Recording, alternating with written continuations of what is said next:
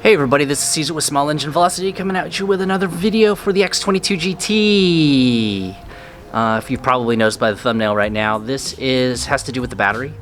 If anyone has owned or watched these videos for this particular bike, the battery is a pain to get to, and it's not a design flaw. It's purposely put in the middle because if they put it in the tail fin, all the weight would be in the back of the bike. So that's to centralize the weight of the bike. But it's a pain to get to. The body panels are hard to get off, and the only real easy way is to go under the bike to put a battery in. Well, in order for you to hook up a trickle charger, you can't really go under there and really manipulate those wires without really doing some real disassembly of everything. So what I'm going to show you today is how to hook up a trickle charger without actually having to go and mess with the battery. We're going to tap the negative and positive feed that goes towards the back of the bike and do a couple of things to make it safe and secure for you to use. Because if you ever need to charge the battery or you ever need to jump the battery, good luck putting terminals on the bottom of the bike. But anyways, before we begin, let's go ahead and roll that intro.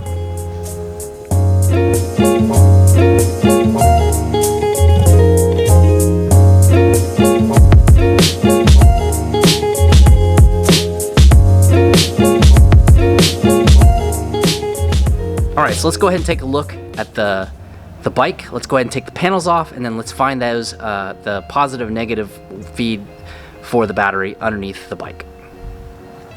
Hi. So if you look, the wires from the battery, they come to the left side of the bike, or the left driver's side of the bike. So we're gonna go ahead and take off these two panels right here, and then take a look. Now you don't need a torque wrench to take these off, to put these on, just to take them off, but not to put them on.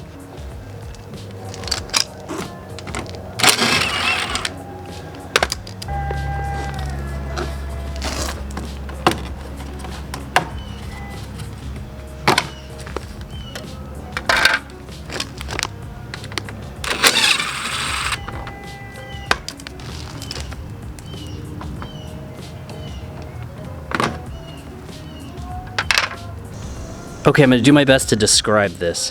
When you take this off, you'll see two red wires. There's one that comes off of the coil that goes to the starter. If you look inside here, can you see the red terminal? It comes off the back here, and it goes to the other side. So what you want to do is get the one that comes off the battery and grab that one. See how I have three wires? This is the ground, this is the one that goes to the starter, and this is the one that comes directly off the battery. That's the one we're going to want to tap. So we want these two. But since we found where the main ground is right here, then we don't need to tap the black. So all we really need is the red. What we'll do is we'll cut this and tap the trickle charger and then mount the other side, the negative pole, to the common ground right here. Let's go take a look at the trickle charger port. So I went on Amazon and bought a generic one. I got the 2-foot long cord. I wasn't sure how long I wanted to make it, but I guess you can get a shorter one since now we know it's not that long. But yeah, I got a 2-pack because there's always going to be more bikes that I need to put this on. So you open the package.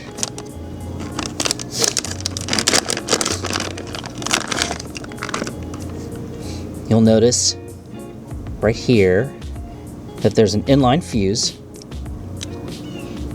which is a 10 amp. Seems kind of low, but I guess a 10 amp will work. All right. And then you have your standardized charging port with cap. So you take this off and you can plug it into your trickle charger. And then you can keep this safe and dry. This is waterproof also. What we're gonna do is we're gonna tap that red wire with this, and then we're gonna mount this down. Now, here's a tip. Use these zip ties. what you're going to want to do is wherever you mount this down, that you zip tie the cable to something so that when it's charging in the charging port, and I know people have had this happen before, and you forget that you left it on the trickle charger and you start rolling the bike backwards and it's still connected, you don't want this to tear all that wiring out from underneath your bike or mess it up, because you already know how hard it is to get to the battery. We don't want to make it any more difficult. But anyways, let's go ahead and get this installed. So my solution is, for tapping the power, here's the power, and then I'm going to use a crimp, and then I'm going to connect this with the current wire and then crimp them back together. Then I'm going to use a little bit of heat wrap and then use my daughter's hair dryer, since I don't have my heat gun, and then kind of waterproof it. But let's do that. So once you've identified the wire that comes off the back, that comes off your battery, this one right here, we're going to cut it with some cutters. Thank you, Corn Pappy, for this awesome snap-on cutter. Probably the best cutters I've ever owned.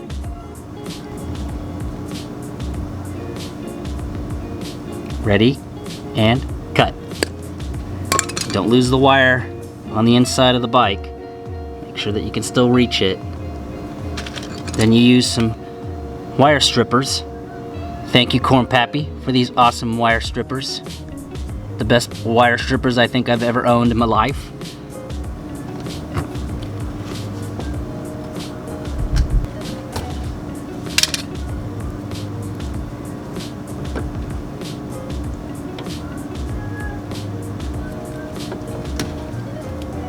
There you go. So I've cut the main power directly off the battery, and I stripped both ends. Then I'll take the positive end off of this cable right here, and then I will cut this end off. And then I will use the strippers, strip the cable, and then twist it in with one of the ends.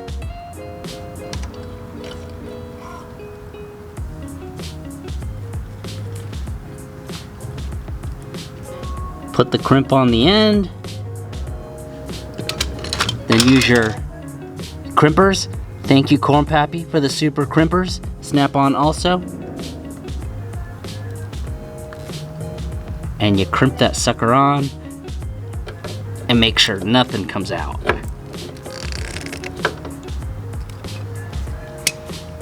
Okay. Then we're going to take the other end that was exposed and crimp it. So basically we're making this inline, but since I'm doing heat shrink, I gotta make sure that I put the heat shrink sleeve stuff on here first. Now the heat shrink is optional.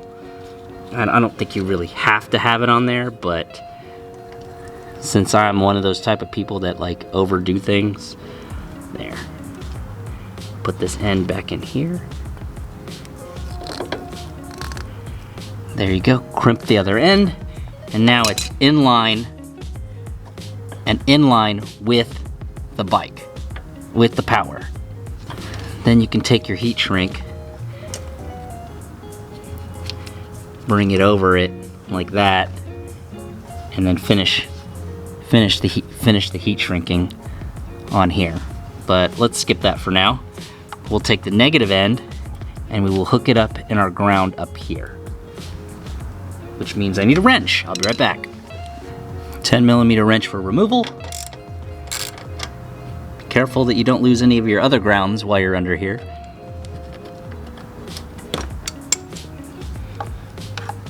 Put it through the bolt. Thread the bolt back down. And there you go, see? Now you got the ground. Make sure this is nice and tight. Not too tight, but make sure it's nice and tight because this is a ground.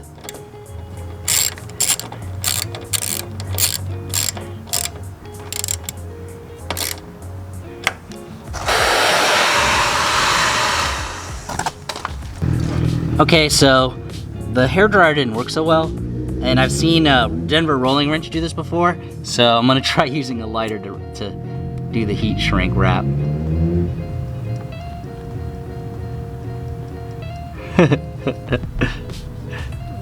Why does this feel silly? Like I'm gonna set something on fire. Oh, it's working. Okay, well, there you go. Now that's sealed. So, zip tie time. Pick where you want this to come out. So, now's the time for the zip ties. Take all this stuff that you got going on in here. Make sure it's all nice and steady everywhere. I'm going to put a couple of zip ties. I ran it through the plastic right here and it came out the top. So I'm gonna use one zip tie up here.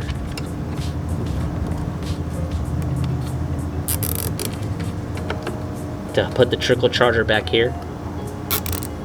The port. See, so now it's all secure back here. And then to keep the zip ties from rubbing all over the other parts of the bike that it's not supposed to be, then I'll take a zip tie, wrap it around this bar right here,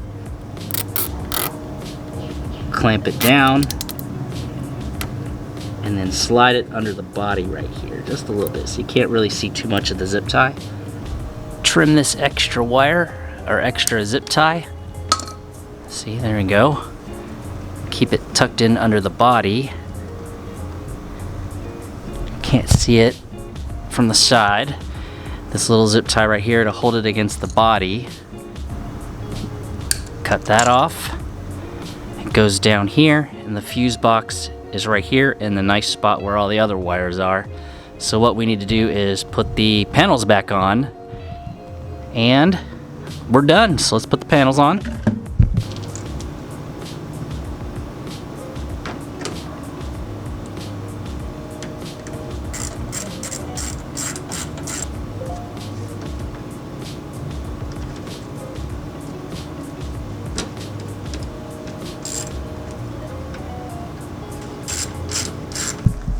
And there you go. You got a trickle charger port in the back. So you can jump start, you can trickle charge, where you don't have to have direct access into the battery compartment of doom. But anyways, there you go. So, trickle charger installed on the X22GT. Now this doesn't solve all the battery problems. Not that there's battery problems, it's battery access problems. So if you have the proper cables, you can use this to jump start with, and you can use it to trickle charge.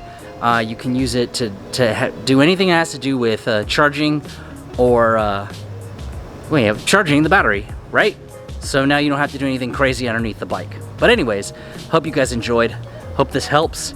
If you have any questions about what I did, go ahead and leave a comment below. A link on Amazon is also below for my associates link to this particular connector that I got. That was in a 2-pack. But anyways, thank you for watching, and I will see everybody in the next video.